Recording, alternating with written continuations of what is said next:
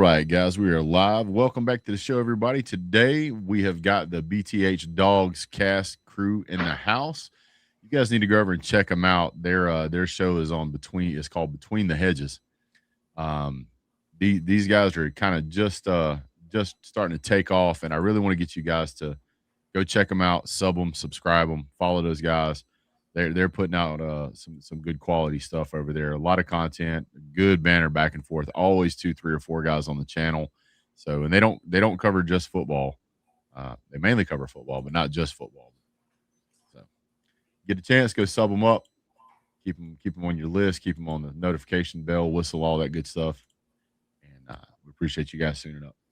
What's going on, Jay? What's up, Zephyr Roth? Appreciate you guys. We didn't miss anything. We just started, man. We just started. So, going to kind of go around the horn here. We're going to start off with the Dog Father. How can you not start off with a name like that? So, the Dog Father, go and tell us a little bit about yourself there, real quick. Yeah, man, Brett. Appreciate you having us on tonight. My name's Micah. Been doing this. This is our 3rd season now.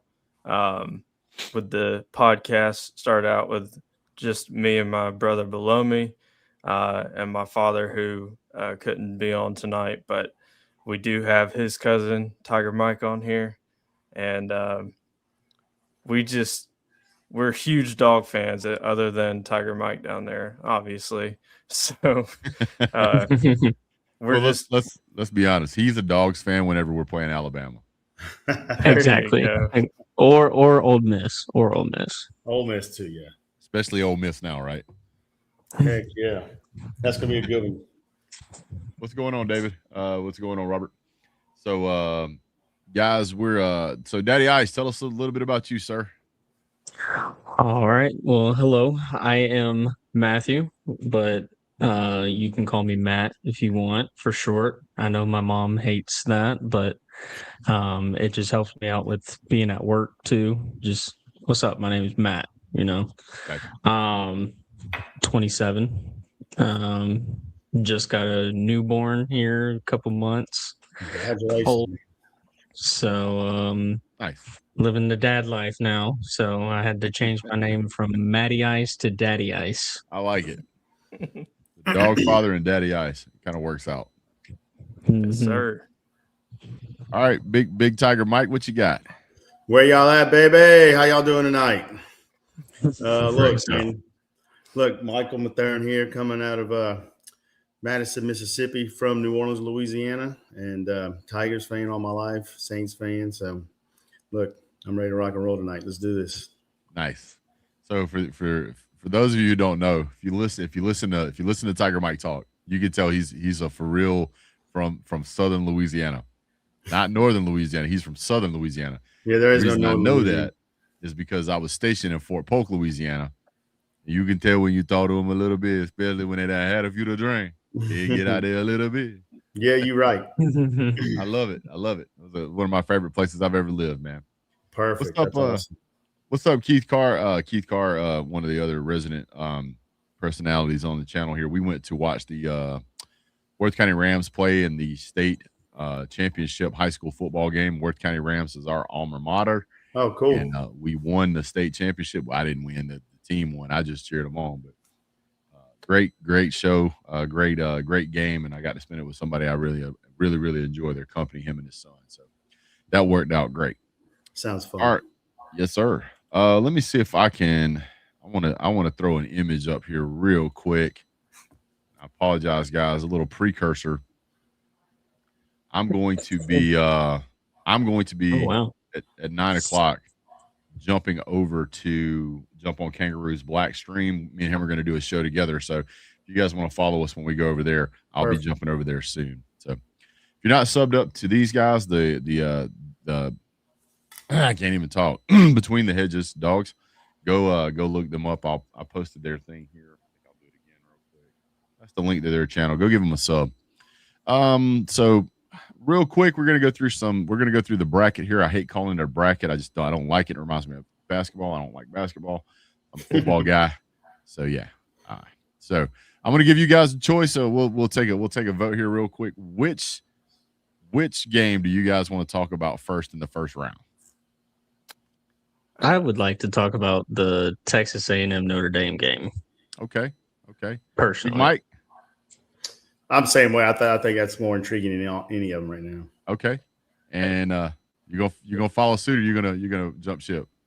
Yeah, I'll follow suit, but isn't that Miami? Because Miami took That's Notre what Dame's I got my spot. notes here. Yeah, That's maybe old. Is this an old bracket? Oh yeah, yeah. I think so. Actually, yeah, it is. It's actually Texas A&M Miami. My bad. Well, guys, you can't catch these guys slipping at all, man. They're just on it, dude. Can't catch them slipping at all. All right, so you guys, let's talk about the first game. Go ahead and rattle out there that Miami versus Texas A&M for me. Oh no, I really am gonna enjoy this game a lot.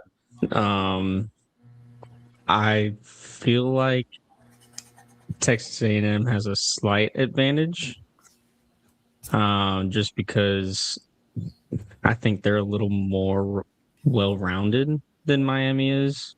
Miami has been on a hot streak, but I don't know if they have enough power to beat Texas A&M. Maybe I don't know. It's with these neutral site games, you just never know. Well, actually, no. This is at Texas A&M. My bad. So with it being at Texas A&M, I don't know how well Miami's going to do on the road.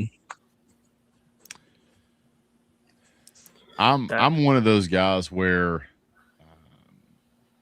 I don't think Miami has a problem playing on the road because they don't have a home field. Fair. Yeah, They just yeah, don't. they really don't have that advantage at home. I'll jump in here real quick. I think this is probably one of those games that we look back and it's a coin flip, and I think I can roll with Carson Beck and Miami coming in there, keeping it clean and getting out of there with a win. Just like you said, Brett, they don't really have a home field advantage, so every game to them kind of feels like, the other team probably has more fans here anyway. So now it is Kyle Field, so it's going to be loud. Problem is it's 11 a.m. local kick, so may not be as loud and raucous as it would have been if it was a night game. Now, I got to be honest with you. If you look at these guys' schedule, it's kind of a back and forth between who had the easier schedule.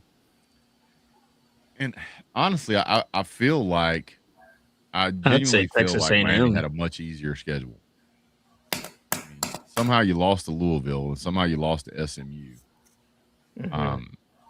You look at the Aggies, the only team they lost to was Texas. And but they South also Carolina, played the bottom. They played the bottom 7 of the SEC, though. They did, but in my opinion, the bottom 7 of the SEC is still better than most of the teams that they played. I mean, if I asked you tomorrow, Miami did beat Florida, right?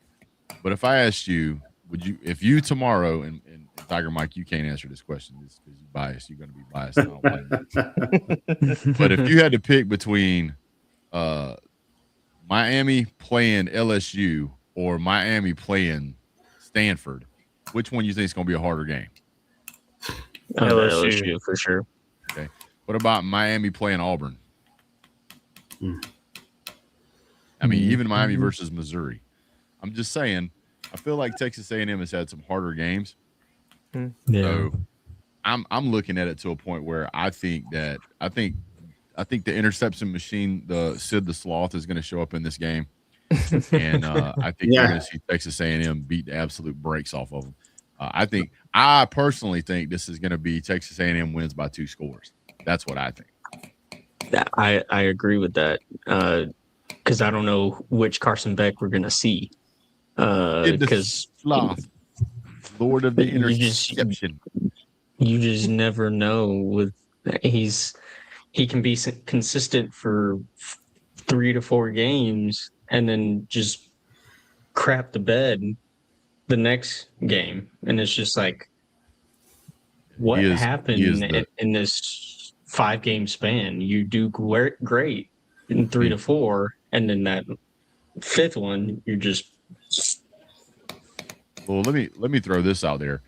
And when they played Pitt, right? They blew Pitt. They completely blew them out. Like it wasn't even close. Like embarrassed them. It was bad, right? Still threw a damn interception.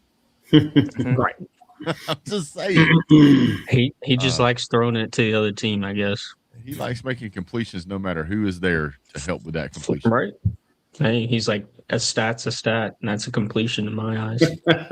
Yeah. It counts, right? Counts, coach. Yeah, so looking at Texas A&M, I think Marcel Reed is not just a good quarterback, which he is. I mean, he's not a great quarterback. He's not truly elite, but he's also the second leading rusher on the team, and he averages 5 yards a carry. They count sacks with that. So he's been sacked 10 times. Has 25 touchdowns. Yes, he has 10 interceptions. But whenever you have a running quarterback, you have to account for that. And I don't know that Miami's defense is going to be able to do that. I agree. Yeah. I Texas A&M all day long. I don't think Miami stands a chance. I think Notre Dame's been in it over Miami. I think those two teams were so close, even though Miami did beat Notre Dame. But anyways, my other game for me, I like to watch the Tulane against Ole Miss. Tulane, Ole Miss. I'm just rooting for Tulane, man. So, Tiger Mike. Yeah. Tiger Mike they got rid of the best coach they ever had in Coach Ogeron.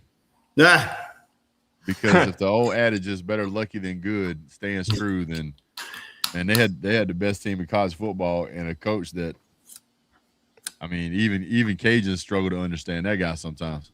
No, I didn't understand him a lot, but he did great. He caught lightning in the bottle, in my opinion, in 2019, and it's just, I think he got to his head. I really do. I think it was time for him to take a step back, and it was somebody else. Definitely wasn't Kelly, though. So I think that was a very bad choice, in my opinion, when it happened. What's wrong? He didn't make you feel like you was part of the family? Not warm and fuzzy at all. No.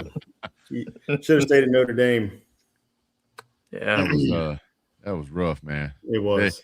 They gave that boy. They told him, "We're gonna fire you and give you $13 million." All he said was, "Which door do you want me to use to leave?"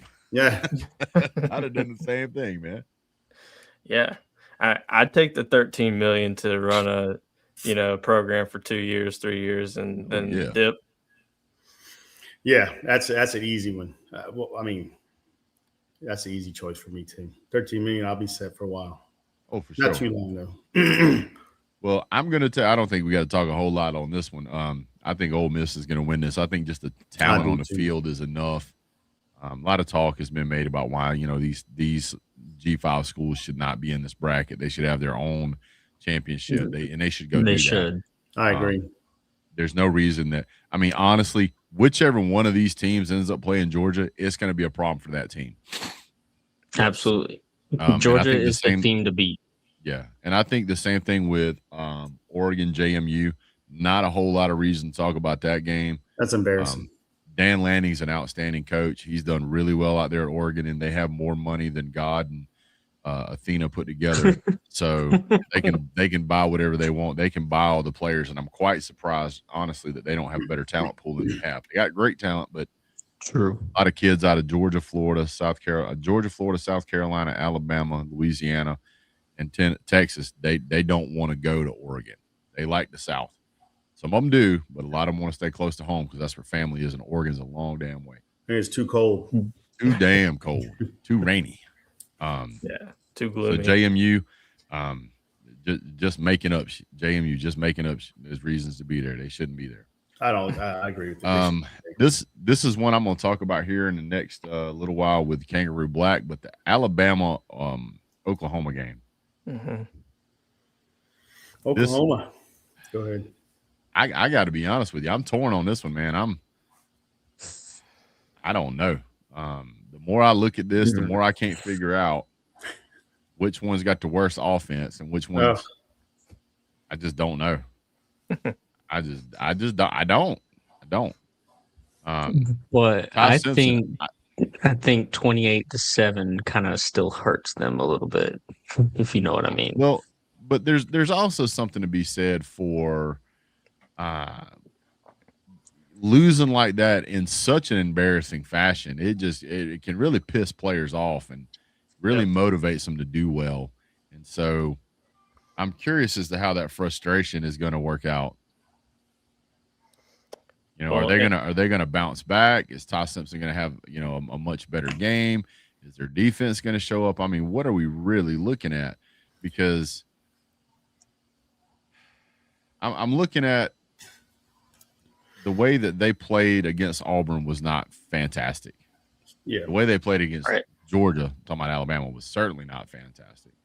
But then when you turn around and you look at the way that Oklahoma played against Missouri, 17-6, and then somehow managed to pull out a win, 17-3 over LSU.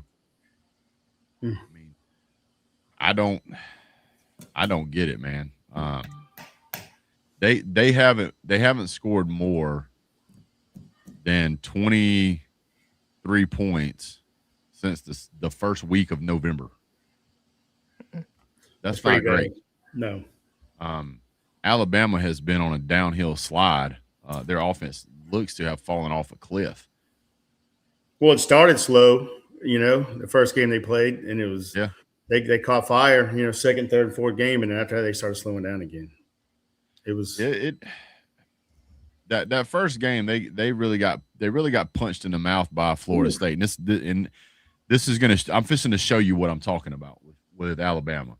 Alabama got punched in the mouth by Florida State, and they came out that next game against UL Monroe, ULM, and hung 73 on them. I mean, they were just pissed off. And then the next week after that, they played Wisconsin and put 38-14 on them. Yep. Then you go down to when they lost to Oklahoma the first time. The next game, it was 56-0. Granted, it was East Illinois, but they still came out playing like their hair was on fire and their ass was catching. And they really wanted to showcase that they were a good team. I think part of this is on Kalen DeBoer for not being able to manage the level of talent that he has and motivate those guys. I think it's a lot to do with his approach at being a coach versus what you heard Coach Saban do, what you used to hear Les Miles do, what you used to hear what you have heard Kirby Smart do. Like, it's just different because they'll get in your ass. He doesn't do that. He's oh, you know, it's okay. You know, it's that. I'm sorry, dude. That ain't gonna work. That's just not gonna work. So I don't know how they're gonna do. I would agree. I think some of that's coaching. Yeah, and I really think that if Ty Simpson can have a pretty good game, they should win. I mean, they could even win by 2 scores, but what they can't do is come out there and piddle around and play, because Oklahoma does have a defense. They do play defense. Yep. And Ty Simpson, I think, is one of the top quarterbacks in the country. I think he's had a bad offensive line in front of him. I think he could have done a lot better. I think it was their right tackle went down, and they've had to put a true redshirt freshman in there. And Georgia just spun him like a top all day long. Oh yeah. And I mean, I'm concerned. He's been sacked 25 times this season, right? So I'm concerned that he might potentially be injured. He might be a little bit gun shy. He might be worried about his career moving forward. I don't know. But if they don't find a way to protect him, I mean, I think Georgia kind of showed him what to do. I'm curious. And Oklahoma's, I won't say Georgia light, but like kind of like Georgia 1.5 maybe. They like to play that hard-nosed defense. If they don't tighten up, they're going to have some problems. That's true. And I think too, Ty Simpson's got to be that leader, and then also Kalen DeBoer has to be the true leader and lead his team to Oklahoma and try to beat them this time. And that's you're absolutely right. And the other thing is that you're looking at that crowd is going to be bananas. Absurd.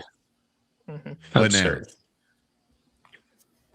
That's probably going to be number one. It's probably going to be the most watched college football game of the first round, no doubt. Yeah. And then I would probably say I can see Oklahoma winning this game just off of how they affect Ty Simpson from crowd noise. They can't protect him. They're going to struggle. This is going to be a low-scored game. I think if I don't foresee Alabama putting together long, strategic, drawn-out drives because I don't think Oklahoma's defense is going to allow that. Yeah, I think if they win this game, it's going to be something crazy like a pick six puts them over the top. I mean, I think it's just going to be a back and forth. It's just going to be a hard-nosed, smash-mouth game. I think that Alabama's got a decent defense because Georgia has been doing pretty decent on the offensive side of the ball. Not the greatest. They held Georgia to 28, and that was with 2 times that they gave Georgia a very short field position. One was an interception, one was a block kick. And so Georgia with very short field position got 2 scores. So 14 or half of the points we got, 14 of the 28, was based off of very short field position.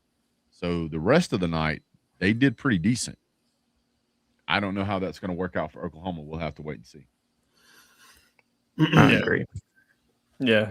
And will Oklahoma get 3 turnovers in this game? That was another huge factor in that game a month ago. Absolutely it was. That's why this game is so hard to pick. You've got an Alabama that's coming off of a loss, and traditionally, whether it's Nick Saban or Kalen DeBoer, they come out guns blazing after a loss. Then you've got a team that they just seem to struggle with all the time. And I mean, as much as I've heard Alabama fans say that Georgia struggles with Alabama, yeah, Alabama, y'all gonna have to listen to us say y'all have struggled with Oklahoma because you have. Yep. Now we came out and finally beat y'all. Y'all could go out here and win this game. Man, this is gonna be a tough uphill fight. This is gonna be a tough uphill fight. 60 minutes and then some. But then on top of that, they got to go face Indiana if they win, which is even tougher than Oklahoma. Now I gotta tell you, I gotta be honest with you though. I gotta be honest with you guys. This is what do they call it? A hot take. Mm-hmm. This is a hot take. I don't. People gonna get so mad when I say this. Y'all brace yourself. Go hug your mama and them. Indiana's overrated. Yeah, I agree. Mm-hmm. Indiana's overrated. Yeah. I'm telling you right now. Indiana overrated. Like there's no, if they weren't undefeated, like if they had 2 losses, I don't think they'd be in the top 25. They got this is who they played. Old Dominion, Kennesaw State, Indiana State, Illinois, Iowa. Iowa's got a decent team. Not awesome, but decent. Oregon, they beat Oregon 30-20, but that was half a season ago. But in Eugene too, didn't they go up to Oregon? So yeah, they played them. That's a decent win though.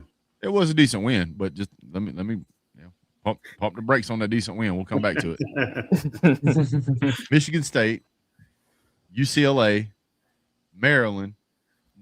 Jump out at me when any team of these teams scare you. Penn State, Wisconsin, Purdue. And then they played Ohio State in the championship. Definitely Purdue. Yeah. Then they played Ohio State in the championship. Looked like neither one of those teams had seen a football. And I don't want anybody to jump out here and dare try to tell me that was just good. Two really good football teams playing each other. No, it wasn't. Did you watch the game? It looked like they didn't know what to do. Mm-hmm. Ohio State record ain't much better. They beat Texas by 1 touchdown week 1. And they got Grambling, Ohio State, Washington, Minnesota, Illinois, Wisconsin, Penn State, Purdue, UCLA, Rutgers. They did beat Michigan 27-9, but Michigan's probably only a top 20 ranked team at this point.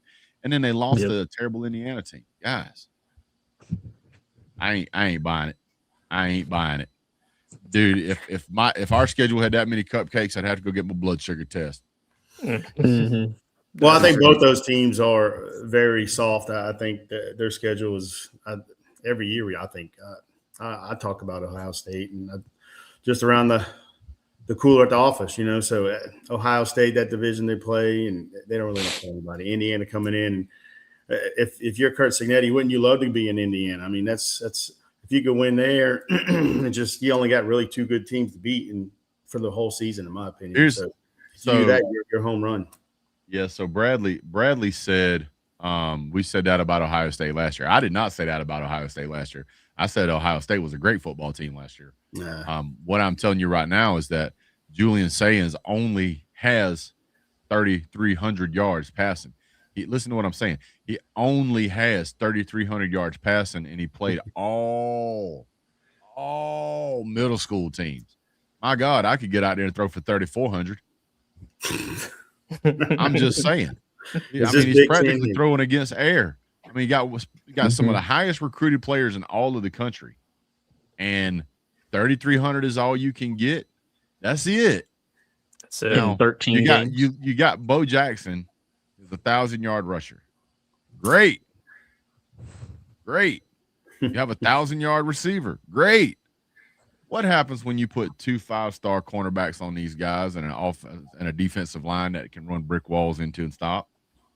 It's called shutdown.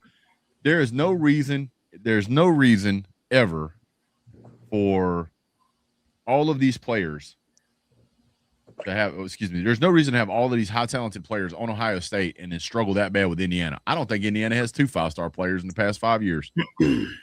Right. No, and they don't have any depth at all. Not nowhere close to Ohio State's depth. By the time Indiana plays 1 or 2 more games, they're going to be folded up. Ohio State has some depth, but nothing like what Georgia has. Georgia, Oregon, Alabama, maybe Texas A&M are the deepest teams here, and that's going to matter here in the postseason, I promise. I agree. I think deeper is going to be proven better, and I think experience, coaching, especially on the coaching side, is going to be a difference as well. I agree. Yeah. All right, guys. Well, that's done run me up against the 9 o'clock mark. Let's do this. We'll do another show here pretty soon to get these guys back in. But go over and check out BTH, the Dogs. I'm going to post their link again for you guys. Go sub them up. I'm not going to post it again. I lost it. Let me get it again. Yeah, and we really appreciate you having us on again, Brett. Yeah, no worries. We'll get you guys on again. You guys can go look up at BTH Dogs, and you'll find their show. Apologize we couldn't get more into depth. I double booked myself. That's my fault. I can't cancel that again. So we'll come back to that later. I appreciate you guys. Tiger Mike, Daddy Ice, formerly the artist known as Matty Ice, and the Dog Father. We appreciate you guys jumping on. So thank you. Go Tigers. Any last words? Go Dogs. Go Dogs. Go Tigers. Yeah, go Tigers. Hang on one second here. I'm going to jump off. I'm going to close the stream. We'll talk to you guys real quick, and I got to run. So appreciate everybody this year. You guys know what we say around here. Let me get rid of this real quick. Let's remove that. There we go. Really appreciate everybody who tuned in tonight. Thank you guys so much. We'll see you guys real soon. I'm going to jump over on KBB's show, Kangaroo Black. Go check me out over there. Sub to his channel. Sub to these guys. Like, subscribe, share, and all that fun stuff YouTube wants me to say. And we'll see you guys real soon. Have a great day. God bless. Go Dogs.